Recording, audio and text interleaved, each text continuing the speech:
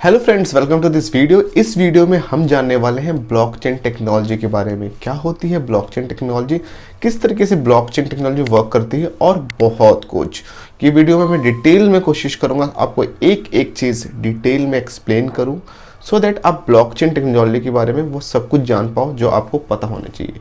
तो without wasting any time, let's start this video.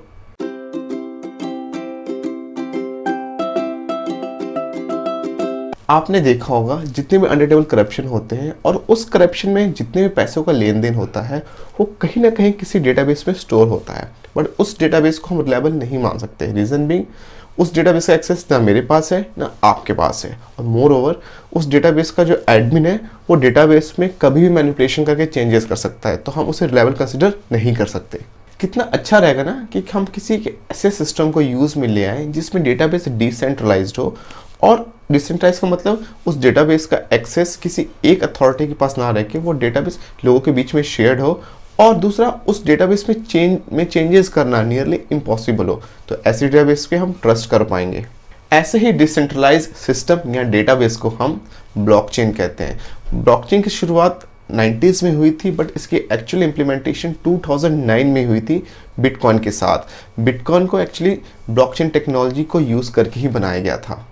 अगर हम ब्लॉकचेन को बिल्कुल ही सिंपल शब्दों में समझे तो जिस तरीके से एक शॉप में या एक स्टोर में आप रिकॉर्ड्स को मेंटेन करके चलते हो, चाहे वो बाइंग, सेलिंग, क्रेडिट, डेबिट या स्टॉक्स या इन्वेंट्री का रिकॉर्ड होता है, उसी से हम लेज़र कहते हैं बेसिकली। तो जो ब्लॉकचेन है वो सिंपली सेम लेज़र ही होती है। जिस तरीके से ये वर्ड खुद ही डिफाइन कर रहा है, ब्लॉक प्लस चेन। तो blockchain is nothing but number of blocks linked with a chain, और हर एक ब्लॉक में हम कुछ रेलिवेंट इन्फॉर्मेशन स्टोर करके चलते हैं।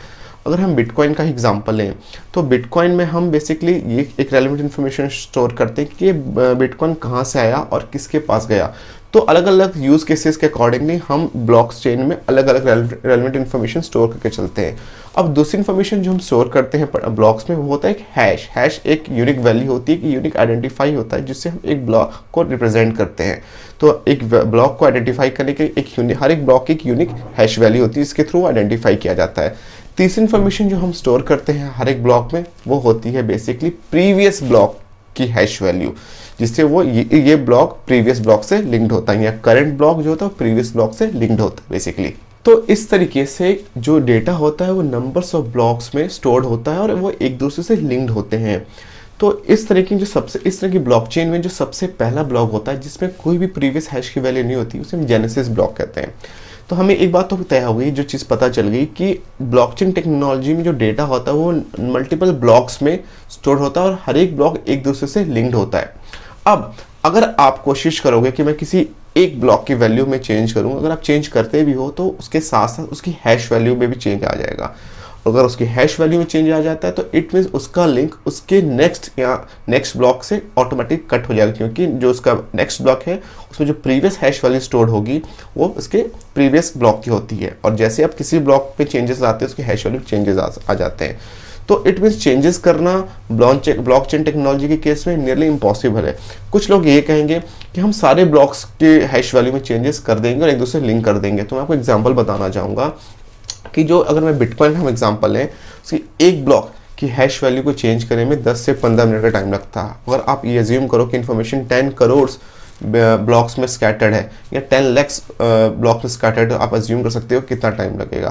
तो सबसे बेस्ट और सेकेंड एडवांटेज ये रहती है कि जो ये डेटा होता है, ये जो ब्लॉकचेन्स होती हैं, ये जितने भी नेटवर्क में लोग हैं सबके पास उनके पर्सनल कॉपी मेंटेन्ड होती है। इट मीन्स अगर आप कुछ चेंजेस भी करते हो तो आप अपनी कॉपी में चेंज कर पा रहे हो, और आप चाहते हो कि सारे लोग में ये चेंजेस हैं तो आपको वो डेटा सबके साथ शेयर करना पड़ेगा। और अगर आप कुछ मैनिपुलेशन कर रहे हो और वो डेटा आप शेयर कर रहे हो तो ऑब्वियसली आपके चेंजेस एक्सेप्ट नहीं किए जाएंगे।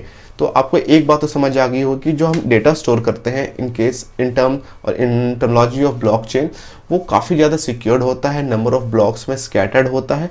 इसीलिए आज के डेट में जितने भी अलग अलग केसेस हो रहे हैं उसमें ब्लॉकचेन टेक्नोलॉजी का यूज़ करके ही डेटा को स्टोर किया जा रहा है, चाहे वो क्रिप्टो करेंसी हो, चाहे वो रियल स्टेट हो। आजकल एजुकेशन सेक्टर में भी ब्लॉकचेन टेक्नोलॉजी को ऑप्ट कर दिया गया है और लोग इसके ऊपर काफ़ी डेवलपमेंट एंड रिसर्च का काम चल रहा है। और मैं एक बात बता दूं आपको, ब्लॉकचेन टेक्नोलॉजी की डेवलपमेंट साइकिल में एक डेवलपर का बहुत इंपॉर्टेंट रोल होता है। तो आप एज अ ब्लॉकचेन डेवलपर भी अपने कैरियर की शुरुआत कर सकते हो। इसमें काफ़ी ज़्यादा स्कोप है, कंपटीशन कम है और काफ़ी ज़्यादा ये चीज़ बढ़ने वाली है। धीरे धीरे लोगों ने क्रिप्टो करेंसी को भी ऑप्ट करना शुरू एक्सेप्ट कर लिया है। अलग अलग कंट्रीज में क्रिप्टो करेंसी को एक लीगल करेंसी की तरह माना जा रहा है। आज इंडिया में शायद अभी नहीं है जब मैं ये वीडियो क्रिएट कर रहा हूँ, बट हो सकता है नियर फ्यूचर में भी क्रिप्टो करेंसी को ऑप्ट कर दिया जाए। और जब क्रिप्टो करेंसी को ऑप्ट कर लिया जाएगा एज अ लीगल करेंसी, तो आप ये सोचो कि ब्लॉकचेन टेक्नोलॉजी कितनी वाइड स्कोप में यूज़ होने वाली है और नियर फ्यूचर में ब्लॉकचेन डेवलपर्स की रिक्वायरमेंट बहुत ज़्यादा बढ़ने वाली है।